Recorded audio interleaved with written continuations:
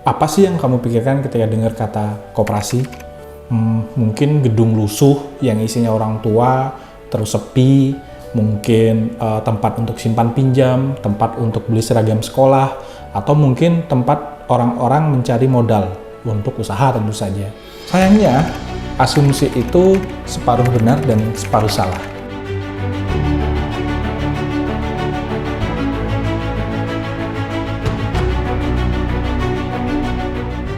Halo, saya Dani, dan kita ada di Refactory Explain. Asumsi bahwa koperasi di Indonesia itu ketinggalan zaman atau jadul, itu mungkin karena tidak banyak koperasi modern yang terekspos ke publik.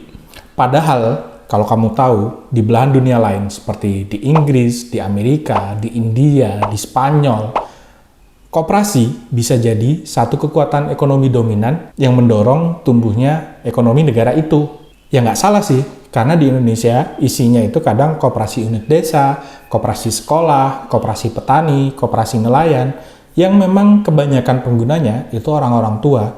Lalu anak mudanya kemana dong? Gen Z, milenial. Gen Z yang sudah melek teknologi, terutama yang punya banyak pengetahuan, yang punya media sosial dan terekspos dengan berbagai perkembangan dunia modern, mungkin lebih memilih untuk bergabung dengan perusahaan yang punya rekam jejak yang jelas, seperti Tokopedia, Shopee, atau mungkin Microsoft atau Google, siapa tahu. Menurut sebuah riset disebutkan bahwa 41,9% generasi milenial di Indonesia itu lebih memilih membuka usaha. Mereka berpikir, ngapain gabung ke perusahaan atau bekerja cuma jadi karyawan, mending jadi bos untuk diri sendiri dan berkarir. Padahal ada banyak banget bentuk-bentuk koperasi yang bisa kita explore atau kita pelajari. Misalnya koperasi produsen, koperasi konsumen, atau bahkan koperasi pekerja. Nah, mungkin kalian bingung nih, apa sih 3 jenis koperasi tadi? Koperasi konsumen, kalau di Indonesia mungkin toko bahan kelontong. Sementara di Inggris ada co-op yang fokus pada industri retail di mana anak-anak muda bergabung, berserikat, kemudian mereka fokus untuk jualan kebutuhan sehari-hari. Bahkan salah satu riset di Universitas Manchester menyebutkan banyak anak muda di Inggris yang sekarang tertarik untuk bergabung dengan co-op. Lalu apa sih koperasi produsen? Koperasi produsen itu anggap saja begini. Kamu seorang pekerja, pengrajin keramik misalnya, terus ada temen yang dia pengrajin kayu, kalian bersama membuat satu koperasi dan menjual produk-produk hasil keterampilan kalian. Misalnya menjual gerabah, menjual patung, menjual tangga, dan semua kebutuhan tadi dipenuhi karena kalian membuat suatu produk. Di India ada satu koperasi produsen yang sangat besar yang terdiri dari berbagai petani. Mereka bergabung karena ingin melawan eksploitasi. Keren banget loh. Lalu apa nih koperasi pekerja?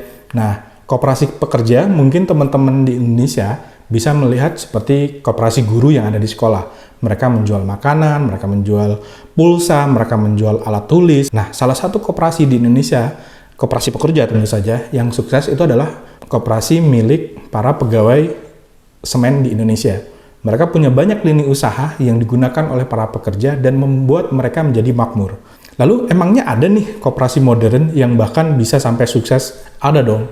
Mungkin teman-teman pernah dengar merek Ray. Ya, Ray yang buat naik gunung atau aktivitas di luar ruangan, itu sebenarnya sebuah koperasi loh.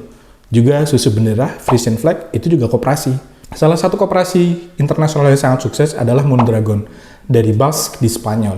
Mereka adalah koperasi yang memiliki industri sangat besar, bahkan menjadi pendorong ekonomi nomor 6 di negara itu. Keren banget. Salah satu problem lain yang membuat generasi Z atau milenial enggan bergabung ke koperasi mungkin karena apa sih yang bisa didapat? Bagaimana sharing keuntungan buat mereka? Ngapain aku gabung ke koperasi? Gajinya bagaimana? Keuntungannya bagaimana? Di koperasi, salah satu prinsip penting adalah manfaat sesuai kontribusi.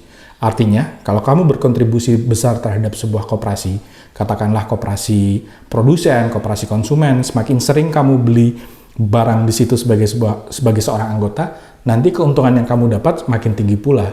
Di koperasi, yang menarik adalah meskipun kamu seorang pengurus, let's say kamu seorang direktur misalnya, Kalau kontribusimu kecil, maka manfaat yang kamu dapat mungkin tidak sebesar anggota yang kontribusinya besar. Jadi itu yang membedakan antara koperasi dengan unit usaha lain. Dan yang paling menarik adalah koperasi tidak hanya membagikan hasil atau keuntungan berupa materi. Di koperasi, misalnya kamu bergabung dengan koperasi petani atau koperasi nelayan, mereka akan membantu kamu untuk bisa upskill. Mungkin kamu akan diikutkan dengan sebuah seminar, kamu akan diikutkan dengan pelatihan, di mana seluruh pembiayaannya itu di-cover oleh koperasi.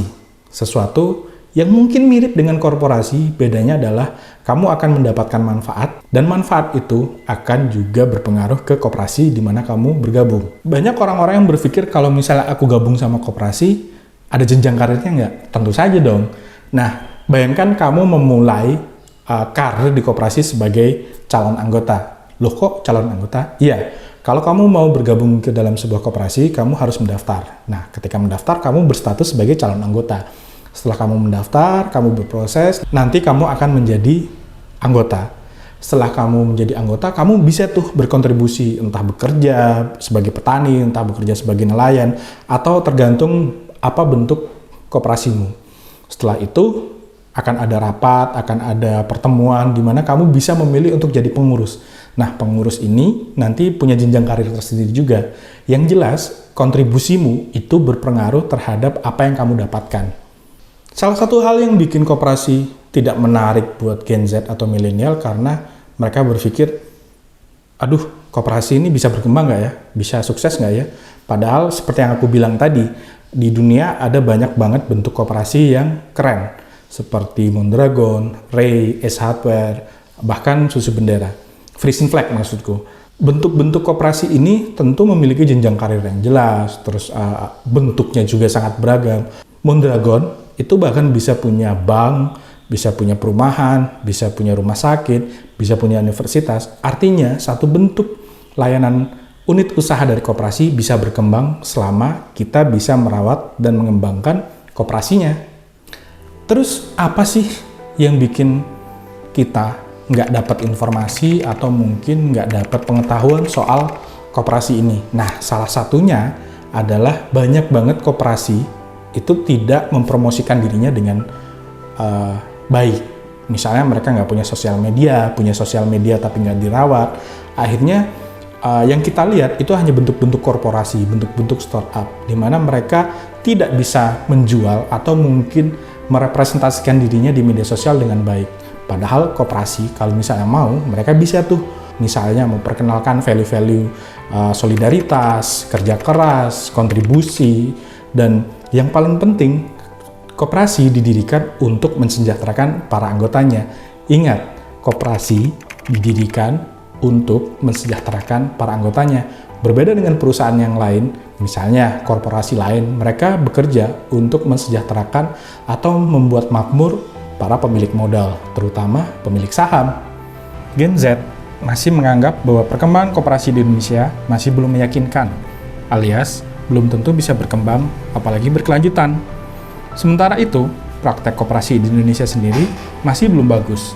Banyak koperasi bodong yang keluar dari tujuan luhur koperasi, mulai dari praktik penggelapan dana sampai rentenir. Pengamat koperasi Suroto menyebutkan bahwa pemerintah Indonesia perlu membubarkan koperasi yang tidak sesuai dengan amanat konstitusi. Koperasi-koperasi di Indonesia juga harus mulai mengadaptasi teknologi yang ada, misalnya sosial media atau aplikasi, untuk membuat layanan mereka bisa diakses di seluruh tanah air. Selain itu, mereka juga bisa mengembangkan lini produk mereka, misalnya membuat koperasi untuk musisi, terus koperasi untuk traveler, atau koperasi untuk para model. Bukankah koperasi tujuannya itu untuk mensejahterakan para anggotanya? Kenapa nggak bergabung dengan koperasi aja? Apa sih yang bisa dilakukan oleh koperasi agar bisa menarik anak muda Indonesia seperti milenial atau Gen Z agar mereka bisa atau mau bergabung dengan koperasi? Refaktor Explain akan menjelaskan tentang co-op dan teknologi yang ada di dunia. Jadi kalau kamu ingin tahu, jangan lupa subscribe, like, dan follow akun ini. Kasih tahu teman-teman kamu juga ya.